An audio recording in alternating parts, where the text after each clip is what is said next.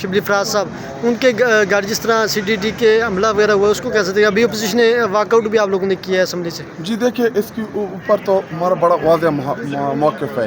ہم اس کی بھرپور الفاظ میں مذمت کرتے ہیں. شبلی فراز صاحب جو ہیں وہ ہمارے چیئرمین عمران خان صاحب کی چیف ویب ہیں اور اس کے ساتھ ساتھ وہ جو ہیں وہ اس ٹائم سینٹ کے ممبر ہیں.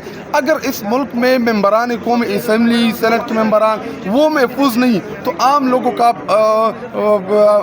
کا آپ حال اٹھا کے دیکھ لیں.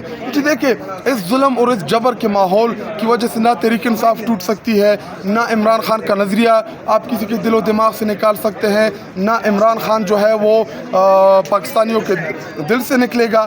تو ان حرکات سے ان کو نقصان ہو رہا ہے، کوئی فائدہ نہیں ہو رہا اور میں اس کی اور تحریک انصاف اس کی پرزور الفاظ میں مذمت کرتی ہے. یہ بتا دیجیے کہ بانی PTI کی جو جیل سیل کی تصویریں وغیرہ آئی ہیں اس کو کیسے دیکھتے ہیں؟ جی دیکھیں انہوں نے بڑا اس کے اوپر پریس کانفرنس کیا تھا اور ادھر پنجاب میں ایک انہوں نے بٹھائی ہوئی ہے، ایک ان کی انفارمیشن منسٹر ہے جی، انہوں نے کہا کہ جی عمران خان صاحب کو ہم وہاں پہ بڑے وہ مل رہے ہیں، مراد ملی ہوئی ہے، جیل کے اندر بڑی سہولیات ملی ہوئی ہے. اللہ کرے یہ سہولیات بہت جلد ان کو میسر آئیں، ان کو ہم جب جیلوں میں ڈالیں تو یہی سہولیات جو ہم ان کو آفر کریں گے.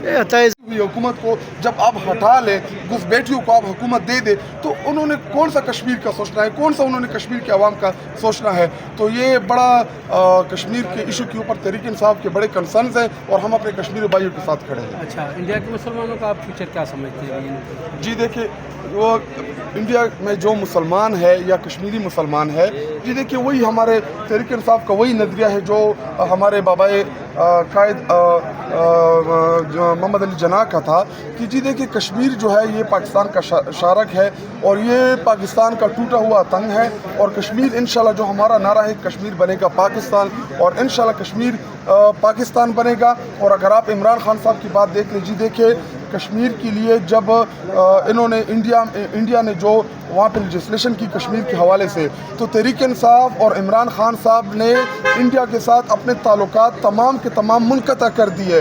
ہم نے ان کے ساتھ تجارتی تعلقات، سفارتی تعلقات، کشمیر کی ایشو کے اوپر عمران خان صاحب نے جو سٹینڈ لیا تھا وہ تاریخ کا حصہ ہے، تاریخ یاد کرے گی. انشاءاللہ جب عمران خان صاحب واپس پرائم منسٹر بنیں گے تو اس کشمیر کی ایشو کے اوپر جس طرح ہم نے اقوام متحدہ میں عمران خان صاحب نے کشمیر کی ایشو پر جس طرح انڈیا کو بیک آؤٹ کیا، جس طرح نریندر مودی کو للکارا اقوام متحدہ میں، انشاءاللہ ہم دوبارہ اپنے کشمیری بھائیوں کی آواز بنیں گے. بجٹ کو آپ کیسے دیکھ رہے ہیں؟ بجٹ جو ہے یہ ایک غریب دشمن بجٹ ہوگا.